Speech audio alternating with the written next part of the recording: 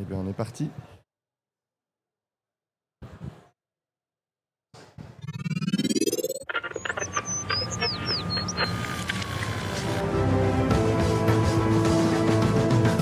Bonjour et bienvenue dans votre émission bimensuelle Les Métiers de l'Ombre, qui met en lumière un mercredi sur deux ces héros de l'ombre, invisibles mais indispensables à notre quotidien. C'est à 13h, juste après les voix de l'écho sur Radio G 101.5 FM. Et n'oubliez pas, chaque voix mérite d'être entendue.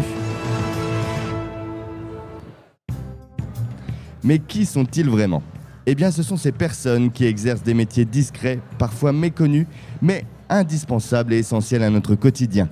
Derrière chaque entreprise, chaque association, chaque grand projet, il y a ces petites mains qui font toute la différence. Alors je vous propose de rencontrer l'un de ces passionnés, de découvrir son métier, son parcours et ce qui le fait vibrer. Un instant pour lever le voile et donner la parole toutes les 2 semaines à l'un de ces mystérieux individus au micro de Radio G. Il y a 2 semaines, vous avez pu découvrir le métier de l'ombre de Mélissa, qui consiste à étudier le comportement de nos fidèles compagnons, les chiens, et de nous apprendre à les éduquer comme il se doit. Elle doit également, à travers ce portrait, quelques astuces si vous souhaitez franchir le pas d'avoir un chien à la maison. Je vous invite donc à retrouver l'émission en podcast sur le site de Radio G et sur Spotify.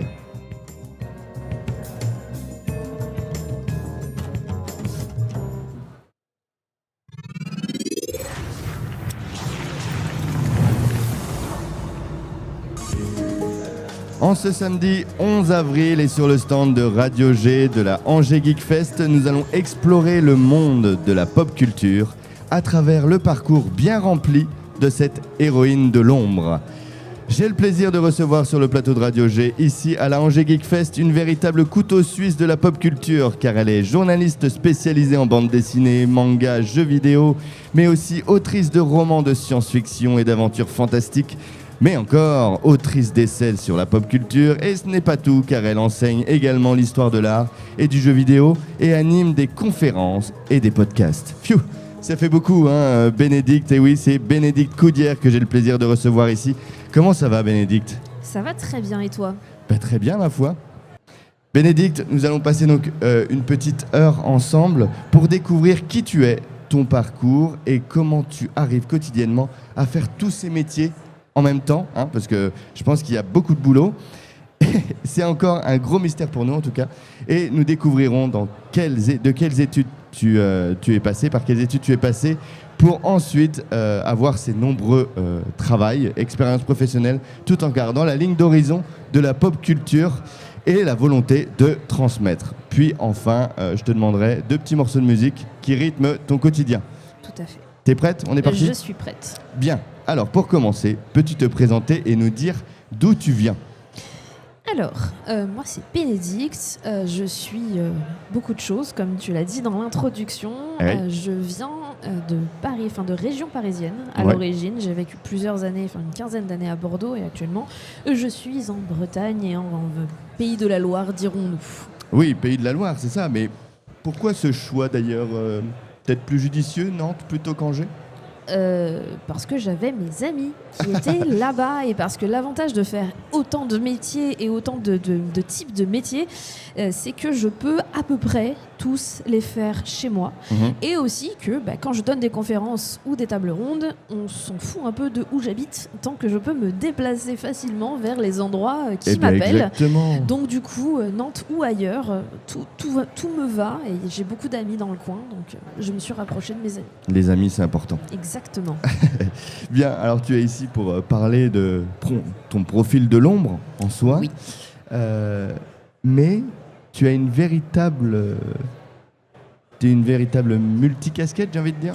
Tout à fait, je suis un couteau suisse. Exactement. Et donc du coup, comment on peut décrire tes métiers si tu devais en donner une définition rapide de chacun d'entre eux, quelle serait-elle ? Alors, tous mes métiers sont liés en réalité par la pop culture d'un côté et par l'envie de transmettre et de faire découvrir de l'autre. Dans un premier temps, si je dois me présenter, alors ça dépend de l'événement, on va pas se mentir, hein, ça dépend du lieu, ça dépend à qui je parle, mais globalement, si je me présentais l'intégralité, alors il y aura jamais l'intégralité, sinon on y est encore dans 2 heures. Oui. Si je présentais une grande partie de mes casquettes, je vous dirais que je suis journaliste spécialisée en BD, manga et jeux vidéo, que c'est un métier qui consiste, alors pour ma part, à récupérer des livres et des jeux, à les lire et à y jouer, et à vous donner un avis sur comment ça se passe, etc. Mais aussi à analyser en profondeur, à faire des liens vers autre chose, puisque l'avantage d'avoir plusieurs casquettes, c'est que je peux analyser, par exemple, des jeux vidéo à l'aune des codes de la bande dessinée, ou faire des liens avec le monde de l'imaginaire, etc. Ça a été le cas récemment dans un article que j'ai publié sur un site internet qui s'appelle Point and Think, et qui fait en fait un espèce de grand état des lieux de la figure de la maison dans l'imaginaire, avec le lien avec le jeu Blueprints. Si vous n'y avez pas joué, il est trop bien, allez-y. Recommandation discrète. Exactement, recommandation très discrète. Il faut savoir, faut être plutôt doué en anglais par contre pour vraiment maîtriser le jeu. Mais voilà, et ça me permet de faire plein de liens, et ça me permet aussi d'enrichir un autre de mes métiers qui est d'être prof d'histoire du jeu vidéo, histoire et culture du jeu vidéo dans des écoles de jeux vidéo, puisque c'est important quand on est formé à un futur métier de connaître l'écosystème, de savoir un petit peu dans quelle dynamique on se place, dans quelle histoire on se place, ce qui existe, d'où ça vient, comment on en est arrivé là, etc. Et tu enseignes où ? Alors j'enseigne à Bordeaux. À Bordeaux, d'accord. Dans une école qui s'appelle 3IS, 3IS Bordeaux, et ça se passe super bien. Mes étudiants, s'ils m'écoutent, je les embrasse, ils sont trop cool, et c'est toujours un plaisir d'aller les voir. Mais c'est super ça. Donc du coup, on a donné 2 métiers, Exactement. journaliste et prof d'histoire du jeu vidéo. Est-ce qu'il y en a un troisième ? Très connecté à prof d'histoire du jeu vidéo, tout simplement parce que je me retrouve face à des gens, c'est le métier de conférencière ou de modératrice de table ronde. Alors là, c'est 2 choses un peu différentes, mais conférencière, c'est un peu le one-man show où on va expliquer plein de trucs. C'est ça. Alors que modératrice de table ronde, c'est ce que tu es en train de faire avec moi actuellement. Exactement. N'est-ce pas ? Voilà. Avec une ou plusieurs personnes, distribuer la parole, orienter les discussions vers plein de questions ou de choses qui ont été potentiellement discutées en amont, n'est-ce pas ? Et etc. Et toujours avec cette idée de transmettre, de faire parler les gens. Du coup, là, c'est moi qui parle. Ça me change. Non, mais c'est vrai que j'ai remarqué cette volonté de transmettre en étudiant un petit peu ton parcours pour préparer cette interview. Mais comment on en vient à faire autant de métiers comme ça ? Alors, si on est totalement réaliste, il n'y en a aucun qui paye assez pour payer le loyer. C'est pour ça. Alors, non, il y a plusieurs raisons. La première raison, c'est parce que ça me passionne. C'est parce que ça me passionne, et parce qu'en réalité, même si on a l'impression que beaucoup de choses sont déconnectées, parce que mon autre métier qu'on n'a pas encore parlé, c'est autrice. Exact. De romans, de fantasy, de nouvelles et d'essais sur la pop culture.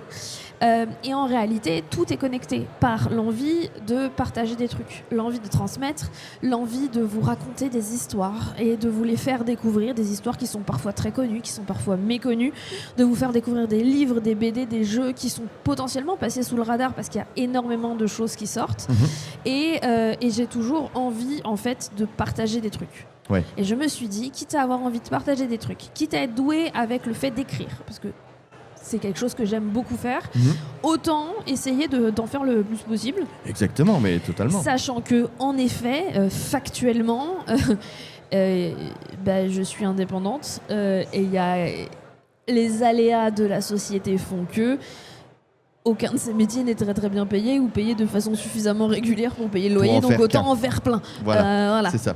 Mais en tout cas, ce que je remarque aussi, c'est, comme tu dis et tu le répètes, cette envie de transmission. Qu'est-ce qui t'a inculqué ça ? Si on remonte un petit peu en arrière, est-ce qu'il y a un lien peut-être avec le métier que la petite Bénédicte rêvait de faire ? Alors, la petite Bénédicte rêvait d'être archéologue. Ah oui ? Oui. La petite Bénédicte rêvait d'être archéologue, et elle s'est heurtée à la réalité. Qui est une réalité physique, hein, je n'ai absolument pas les capacités physiques pour rester assise à gratter le sol, clairement. Voilà. Après, on reste quand même malgré tout lié à l'histoire. Ah oui, non mais moi j'ai fait histoire et histoire de l'art en études, on y reviendra tout à l'heure, mais ça a toujours été un truc qui me passionne. La mythologie, je suis passionnée de mythologie depuis que je suis toute petite, donc l'archéologie c'était assez logique. Je me suis heurtée à plusieurs réalités, qui étaient la réalité du terrain où physiquement je n'en suis pas capable, clairement. Et je me suis heurtée aussi au fait que c'est un milieu qui est pas mal fermé, où il y a encore moins de débouchés que tous mes autres métiers. Donc bon, voilà. Et celui-là, on peut pas le faire par intermittence en indépendant ? Alors on le fait par intermittence selon les chantiers, etc. Mais enfin voilà. Et je me suis aussi heurtée au fait que... Enfin, je me suis pas heurtée au fait. Disons que quand on fait des études à la fac, on fait à l'époque où je l'ai fait, parce que ça a peut-être changé aujourd'hui, c'était une licence histoire de l'art et archéologie. Les deux sont liés en réalité, au moins la première année, si ce n'est au moins jusqu'à la fin de la licence où on a encore un peu les deux. Et j'adore l'histoire de l'art. Oui. Voilà, j'adore l'histoire de l'art et je me suis dit, quand il a fallu se spécialiser dans l'un ou dans l'autre, je me suis dit, faut être réaliste 2 secondes, physiquement je ne suis pas capable d'être archéologue, même si j'adore ça. Dans l'histoire de l'art, il y a l'étude de l'art antique, c'est trop cool. Oui. Alors c'est pas pareil, mais c'est presque pareil. Il y aurait la possibilité de travailler dans des musées, parce que moi c'est ce que je voulais aussi. Donc, fonçons en histoire de l'art. Et donc, j'ai laissé de côté, même si je ne l'ai jamais réellement abandonné, le métier d'archéologue.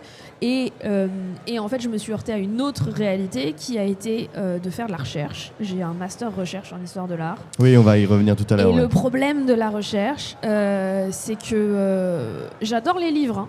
Mais passer mon temps dans une bibliothèque en étant toute seule avec les bouquins le reste de ma vie, c'était pas vraiment ma passion. Ouais, je comprends. Et je préférais le côté aller parler de mes recherches aux gens. Oui. Aller parler de ce que j'avais découvert aux gens. Et je me suis dit qu'il y avait peut-être d'autres métiers qui étaient plus en accord avec ça que le fait de faire de la recherche. Alors ça m'empêche pas de faire de la recherche sur mon temps libre et de me plonger dans plein de livres et d'essayer de découvrir plein de trucs. Bien sûr. Mais je ne le fais pas de façon universitaire. Et d'ailleurs, d'où vient cette attirance pour la pop culture ? Alors j'ai grandi dedans. Oui. Voilà. Ça vient je suis une enfant des années 90. C'est ça. Je suis née en 89. J'ai vécu toutes les années 90. J'ai eu alors j'ai pas eu les premières consoles, mais j'ai eu quasiment toute ma vie des consoles de jeux. Au niveau des romans, j'ai découvert les romans de science-fiction et de fantasy très tôt. Très très très tôt. Trop tôt en vrai pour ce que je lisais par rapport à mon âge, ce qui a donné des scènes absolument magiques quand j'allais acheter des livres. Mais globalement, je suis tombée dedans et j'ai fait c'est cool. Oui. Je me suis jamais posé la question je m'en suis jamais posé la question en vrai. Il y a peut-être un don de tes parents, ta famille ou ton entourage pour ça justement, non ? Absolument pas. Non, pas forcément. Non. Ma passion de l'histoire de l'art et de certains peintres vient de ma mère, clairement. Ma passion pour mon attrait pour la BD, etc. vient aussi de mes parents, etc. Mais après, le reste de la pop culture et moi et moi-même. Tu l'as fait toute seule. Et j'ai découvert des trucs. Et à l'époque, quand j'étais gamine, on faisait beaucoup les brocantes. En fait. Et j'avais découvert, on avait acheté, mais pour rien, une NES ou une Super NES, je sais plus, avec un sac entier de jeux. On l'a branché à la console. Ok, très bien. Ouais, mais c'est comme ça que ça a commencé un petit peu. J'avais déjà une Game Boy, la toute première, oui. à la maison, et j'y jouais avec mon grand-père. Ah oui, c'est peu commun ça. C'est ça, on partageait ça avec mon grand-père. Les premiers jeux Mario, j'y ai joué avec mon grand-père. Et j'ai appris l'anglais avec un jeu d'ailleurs. Pour beaucoup, c'est le cas, ouais. Non, mais alors, il y avait un jeu qui s'appelait Bugs Bunny Crazy Castle, le 2. Et on s'est rendu compte que les mots de passe pour accéder au niveau, parce qu'il n'y avait pas de sauvegarde à l'époque, les mots de passe pour accéder au niveau étaient forcément des mots en anglais de 4 ou de 5 lettres. Voilà. Donc, quand j'ai eu le jeu, on a fait le dictionnaire français-anglais en cherchant les mots de 4 ou de 5 lettres pour trouver des niveaux. Ah d'accord. Pour se balader. Et donc, il y a une partie du vocabulaire anglais qui vient de cette époque. Donc, petite anecdote un petit peu croustillante de l'enfance de Bénédicte, c'est parfait ça. Voilà. En tout cas, on va découvrir dans quelques instants par quel parcours tu es passé pour exercer tous ces métiers avec passion. Mais avant cela, je te propose une première petite pause musicale. Et comme dans chaque émission des métiers de l'ombre, j'aime demander à mes invités les musiques qui bercent leur quotidien. Toi, Bénédicte, si je te disais quelle musique te fait vibrer dès le matin pour te motiver un petit peu ? Alors, il y en a deux. Il y en a une du jeu vidéo et il y en a une d'une scène métal que j'aime beaucoup.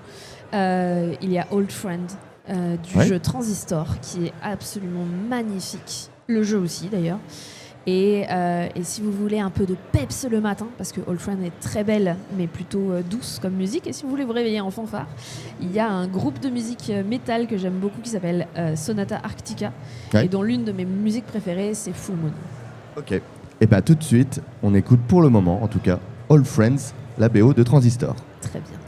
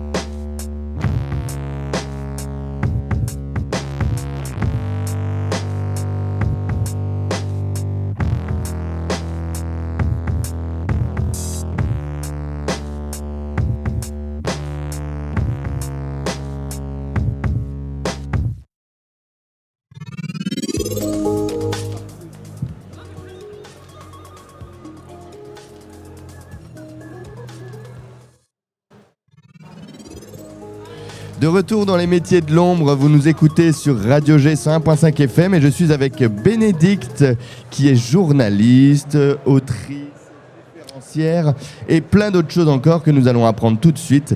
Mais d'abord, nous allons parler de ton parcours d'études. Alors, qui est tout aussi chaotique que le reste. Hein, ouais. Ah bah, ça promet, dis donc. Oui. Non mais franchement, en vrai, quand j'ai vu ton parcours, je me suis dit, il y a quand même de la matière. Et donc, c'est tout de suite ce que nous allons aborder. Et dans un premier temps, tu as fait un master de l'histoire de l'art. Oui, tout à fait. J'ai fait plusieurs masters. Oui. Ok, non, parce que pardon, c'est moi qui m'entendais plus. Pardon. J'ai fait plusieurs masters. En vrai, j'ai un parcours qui est un peu chaotique dans le sens où j'ai fait plein d'études différentes. Ouais. Qui se regroupent toujours sous l'œil de la transmission et de la culture. Oui, c'est ça. Ça reste. Mais globalement, en fait, j'ai fait une double licence. Histoire et histoire de l'art. Ok. Qui est une double licence un peu spéciale, mais ça je l'ai appris à la fin de mes études à Paris. Et après j'ai fait un master recherche en histoire de l'art. D'accord. C'est là où je me suis rendu compte que définitivement, moi j'avais besoin de parler à des gens. Oui. Et pas que à des livres, même Bien si sûr. j'adore les livres. Et par contre, je supporte mal la poussière. Et suite à ce premier master, je me suis donc rendu compte que la recherche, parce que le premier master était un master recherche, je me suis rendu compte que la recherche de cette façon-là n'était pas pour moi. Et je me suis réorientée vers un master professionnel Mhm. qui à l'époque s'appelait HPMS, qui est Histoire, Philosophie et Médiation des Sciences. Oui, alors ça, tu vas nous expliquer un petit peu ce que c'est, parce que c'est Ouais. un grand terme pour un... C'est ça, qui aujourd'hui a un autre nom qu'on ne dira pas, mais qui reste la même chose. Ok. Oui, parce que maintenant il s'appelle IMST. Ah oui, dis donc. Ils n'ont pas trop fait de recherche, eux, justement, sur le nom. Voilà, donc ça restera toujours dans nos cœurs, le master HPMS. Hein, voilà. Et donc, du coup, pourquoi avoir fait ce choix de vouloir refaire un autre master? Il te manquait quelque chose? Alors en fait, ce qui se passe, c'est très bête, hein, mais globalement, quand je me suis retrouvée à la fin de mon master, je me suis retrouvée à me dire, ok, j'ai les capacités, j'ai les compétences, je bosse à côté de mes études, etc. J'ai les compétences pour bosser dans le milieu que j'aime. Mhm. J'ai les compétences pour bosser dans les musées, pour bosser dans le journalisme, pour faire plein de trucs en fait différents. Et je me suis un petit peu heurtée au fait que, à l'époque, un peu moins maintenant, hein, mine de rien, mais je sais pas dans quelle mesure mes expériences professionnelles ont joué, mais à l'époque, j'arrivais pas à trouver du taf parce que, master recherche en histoire de l'art.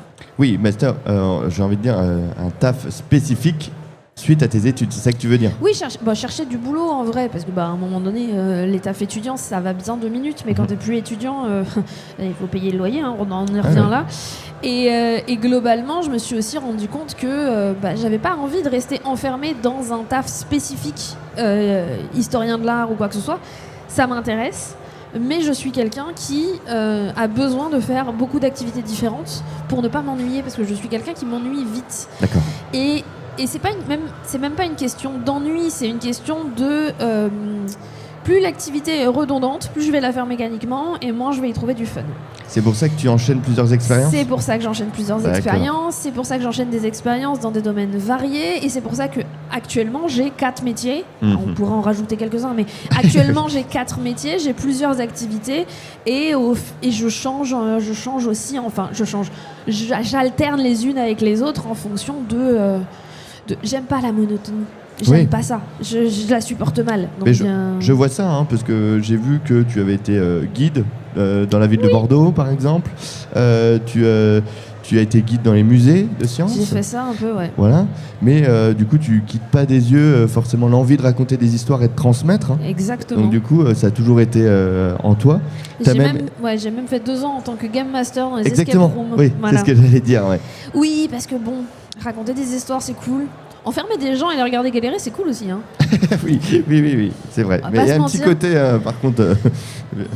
Voilà. Il y a un petit côté où c'est plaisant hein, de regarder les gens galérer, on va pas se mentir. C'est vrai qu'on avait déjà reçu un game master d'escape game dans les métiers de l'ombre et il avait eu quelques petites anecdotes croustillantes. Hein. Il y en a toujours. Il y en a toujours parce qu'au bout d'un certain temps, les gens ils oublient qu'ils sont observés. Oui, et pour oui. des raisons de sécurité, on est obligé de les observer en vrai. Surtout quand les portes sont réellement verrouillées, parce qu'il y a certaines salles où les portes sont pas réellement verrouillées, la porte de sortie, parce que pour des raisons mécaniques de sécurité ou quoi que ce soit. Mais quand les portes sont réellement verrouillées, t'es obligé de les regarder. Et les gens oublient au bout d'un moment. Effectivement. Et puis enfin, tu ouvres les portes du journalisme. Oui. Et en étant non pas guide de musée, mais guide d'achat pour la rédaction de Exactement. La Vie des Bulles. De c'est ça. La Vie des Bulles. Alors, La Vie des Bulles, L'(AVIS), histoire de faire un petit jeu de mots, qui est un magazine qui existe depuis 96, si ma mémoire des chiffres est pas trop mauvaise, et qui est alors un magazine professionnel à destination des bibliothèques et des médiathèques francophones. Ah oui, d'accord, c'est pas tout public le magazine. Non. En gros, l'idée, c'est que chaque mois, on chronique...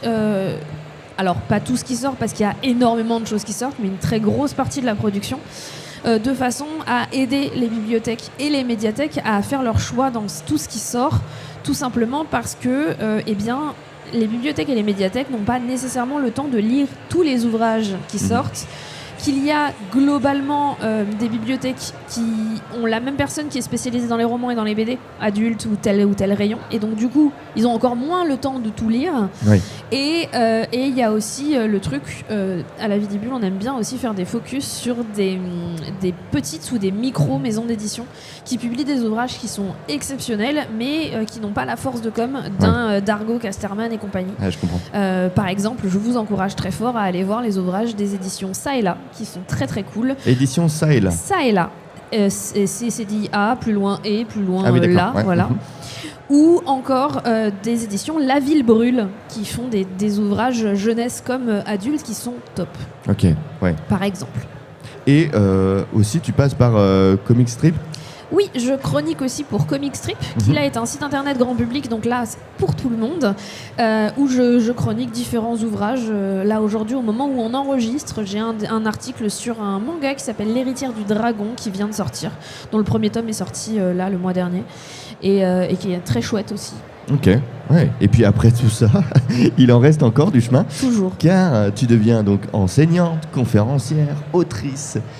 Oui. D'ailleurs, autrice. Comment on devient autrice et vers quel Par hasard, comme tout le reste, hein.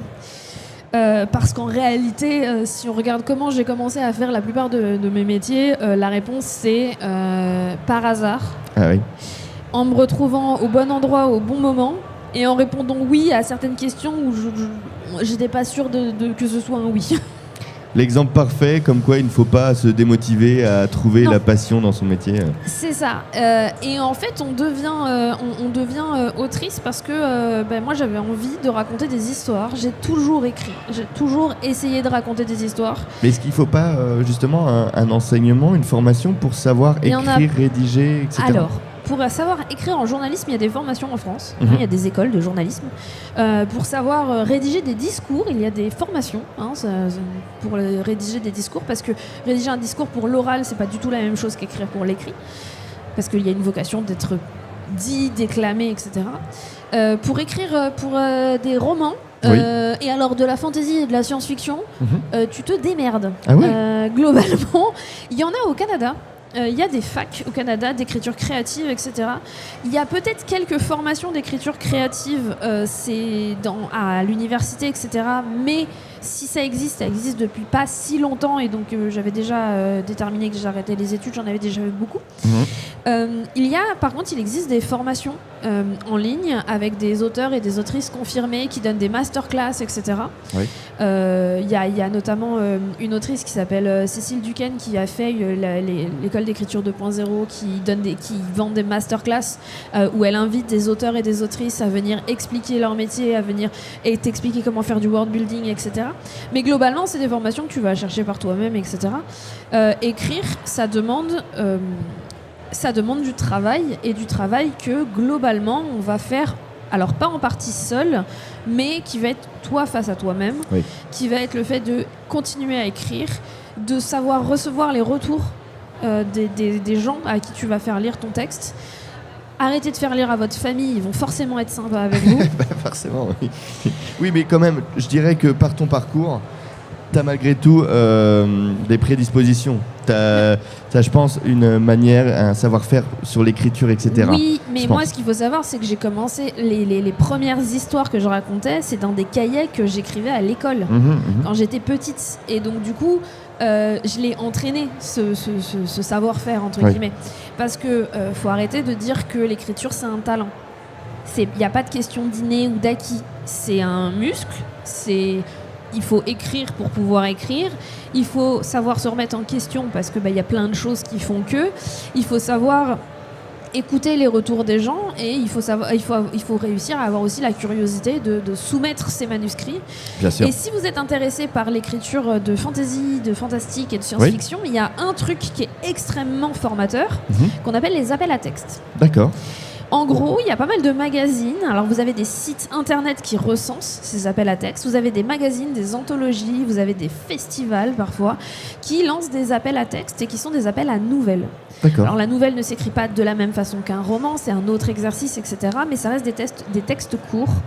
Des textes courts sur lesquels les appels à texte vont mettre une contrainte, qui vont être un sujet, qui vont être par exemple frontières, qui vont être nature, qui vont être de la fantaisie animalière, qui vont être plein de sujets différents, et avec une contrainte de taille.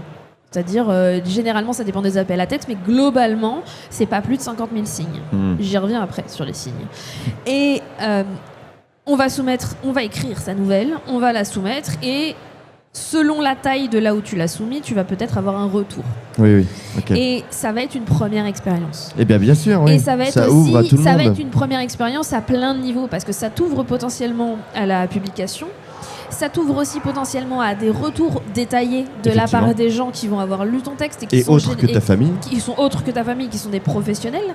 Ça va potentiellement t'ouvrir des cercles d'auteurs et d'autrices, puisque si tu en parles sur les réseaux, tu vas te rendre compte qu'un tel est aussi en train d'écrire dessus. Ça va permettre aussi de nouer des amitiés.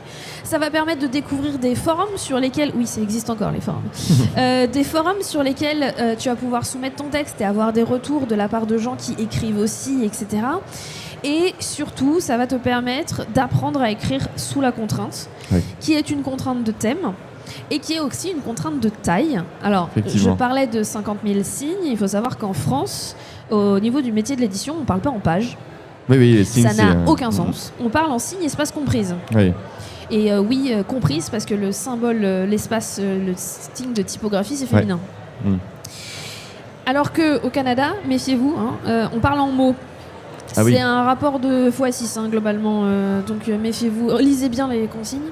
En tout cas, merci pour le tips.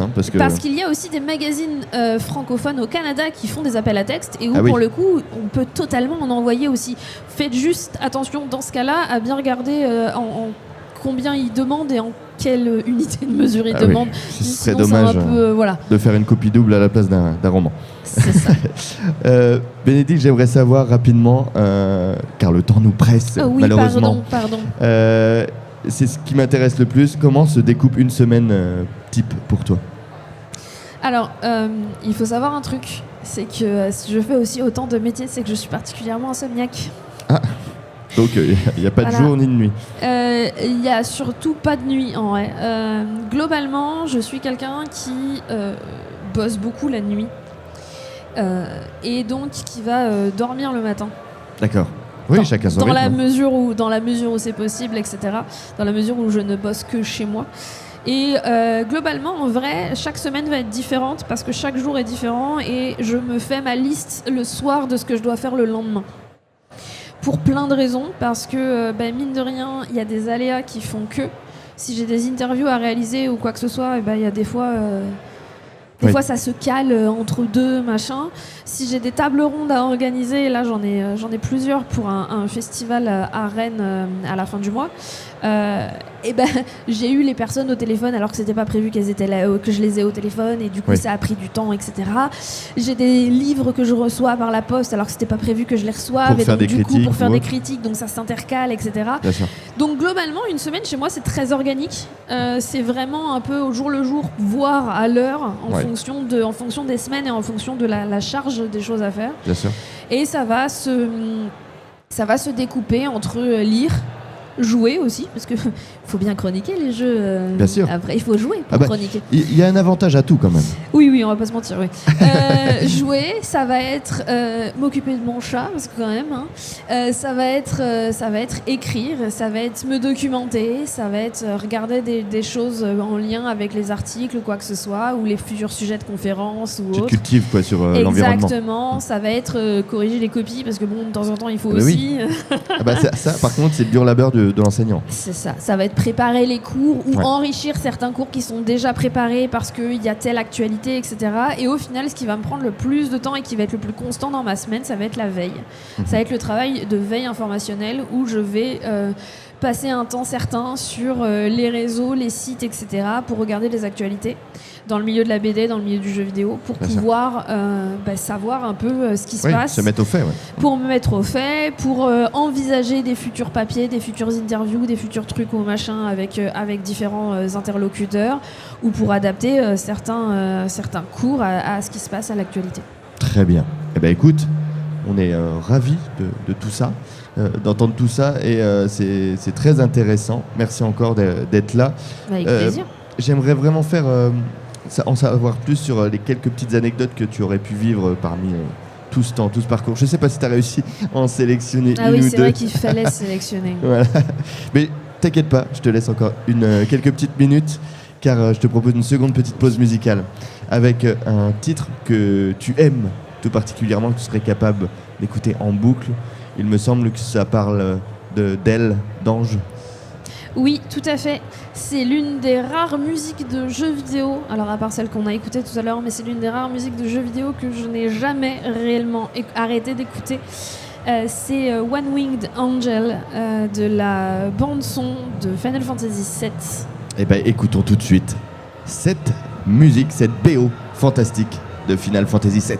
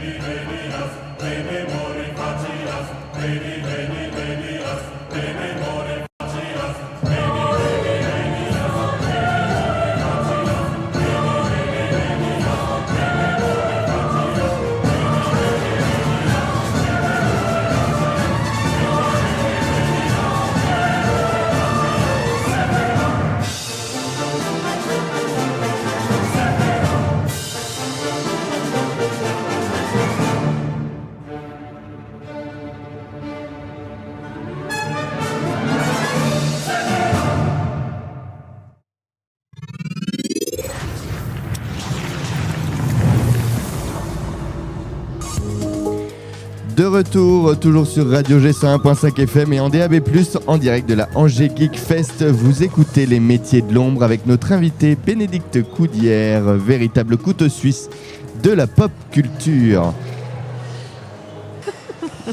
Alors Bénédicte, ça va toujours ? Toujours très bien. Ouais. Eh bien parfait ça.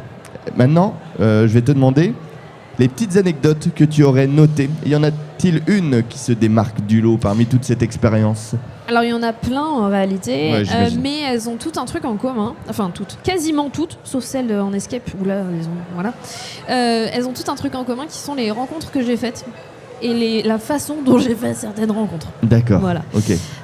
Et du coup, alors elle date un peu, mais c'est une anecdote que j'aime beaucoup parce que ça a été un peu un moment de quoi ? Que se passe-t-il ? Ouais.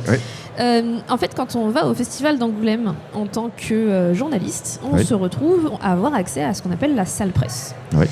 Qui est à Angoulême particulièrement belle parce que c'est dans le salon des mariages de la mairie d'Angoulême, donc c'est magnifique. Il y a vraiment plein de choses au milieu, enfin c'est vraiment un décor ouf, où ils ont mis plein de tables, de chaises, etc.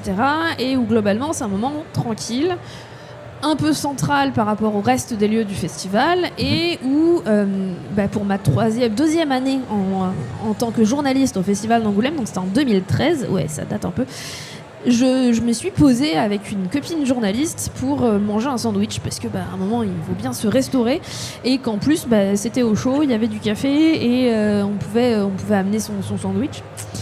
On est assise sur des bancs, enfin des trucs en carton parce que avec leur partenariat avec Raja, bref les meubles étaient en carton. J'aime bien, tu mets vraiment le contexte dans tous les détails. Oui, et il n'y avait plus beaucoup de place. Il n'y avait plus beaucoup de place parce que tout le monde fait ça. En D'accord. même temps, c'est vraiment l'endroit tranquille. Ouais. Et globalement, il restait une place à côté de moi. Sur l'espèce de banc, il y avait une place à côté de moi. Et il y a un moment, il y a un homme qui rentre dans la salle. Et il y a un silence. J'ai jamais eu un silence pareil. C'est-à-dire qu'il n'y avait plus un bruit de mastication, il n'y avait plus un bruit de discussion, il y avait un silence. L'homme s'assoit à côté de moi. Il y a eu toute une délégation derrière lui.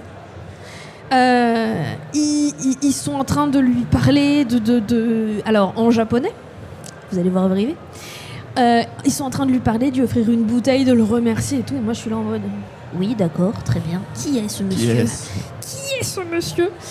Ma pote qui est à côté de moi, qui ouvre des grands yeux ronds, genre je ne sais. Alors, je n'ai pas la mémoire des visages, hein. Voilà.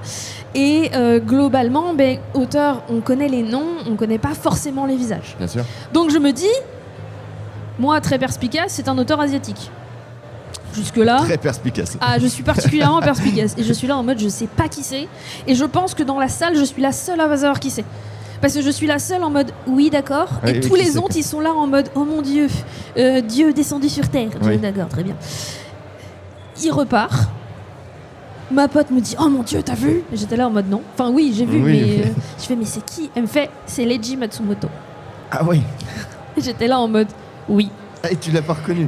Mais je connais son nom, mais j'avais jamais vu son visage. Oui, forcément, oui. Je connais son nom, je connais son œuvre, et j'étais là en mode ah merde. Ben oui, je connais, voilà. Oui. C'est représentatif en fait de moi hein, globalement parce que ça m'est déjà arrivé de mettre un tunnel à une personne en lui expliquant que j'adore cette BD là, que je suis ultra fan de cette BD là, que franchement ça et ça c'est tellement trop bien dans cette BD et qu'à la fin il me fasse merci. Oui. C'est vrai que c'est Là, un peu frustrant, pourquoi mais oui. Pourquoi ? Parce que c'est moi l'auteur. Ah d'accord. Bon je vais y aller. Hein, voilà. Ouais, c'est ça. Mais du coup oui c'est un peu drôle. Alors maintenant ça fait rire tout le monde. Maintenant, tu le reconnaîtras. Oui totalement. Oui. Maintenant c'est bon je vois. Mais voilà. Tu peux t'asseoir à prendre le petit thé avec lui. Exactement. Mais du coup c'est un peu drôle. C'est un peu rigolo. Bon c'est un peu un moment manqué aussi. Mais je pense que vu la délégation qu'il y avait autour, personne n'aurait eu moyen de faire rien du tout. Mais voilà. Je dirais pas que c'est un moment manqué, ça te permet de le raconter en anecdote dans les métiers de l'ombre. Et il s'est assis à côté de moi. Ben voilà. Est-ce que tu en aurais une seconde petite pour, Une seconde petite. Ah, j'ai l'anecdote qui va vous faire rire de quand j'ai bossé en escape. Ah oui, Oui. on en veut. Ah oui. J'ai eu des engueulades de couple. Ah bon ? C'est une petite salle, Jack l'Éventreur, le principe, vous rentrez dans la salle pour essayer de trouver des preuves que c'est bien Jack l'Éventreur, machin, donc forcément c'est un espèce de mini-appartement, il y a forcément des vêtements. Oui. Et c'est assez fascinant de voir à quel point les gens, dans les taches qui sont sur les vêtements ou dans le quadrillage d'une veste en tweed, ils essaient de trouver des indices. Oui. Voilà. Donc je les vois, les 4, il y avait 2 couples en train de se mettre autour des vêtements et en train d'être là en mode « Oh mon Dieu, un indice !» Donc je suis là en mode « Ok, quelle tâche ils vont interpréter ? Quel quadrillage ils vont dire c'est pas la même couleur ?» Parce que bah oui, les vêtements, c'est des vieux trucs, voilà. Et les hommes sont là, parce que c'est vraiment 2 couples hétéros, les hommes sont là en mode « Chérie, j'ai trouvé un indice, c'est forcément le truc qui va nous débloquer. » Et là, j'entends « Non, insulte, ça veut dire que c'est lavable en machine, tu le saurais si tu la faisais plus souvent. » Ah oui. Je me suis tapé le fou rire du siècle. Ah oui, la vache. Ça s'est terminé, les hommes d'un côté, les femmes de l'autre. Je les ai revus séparés plus tard quand ils sont revenus faire une salle, mais ils étaient plus ensemble. Ah oui. Et j'avoue que ça a été l'un de mes meilleurs fous rires. Ah bah ça, après, ils ont essayé de m'appeler pour avoir un indice.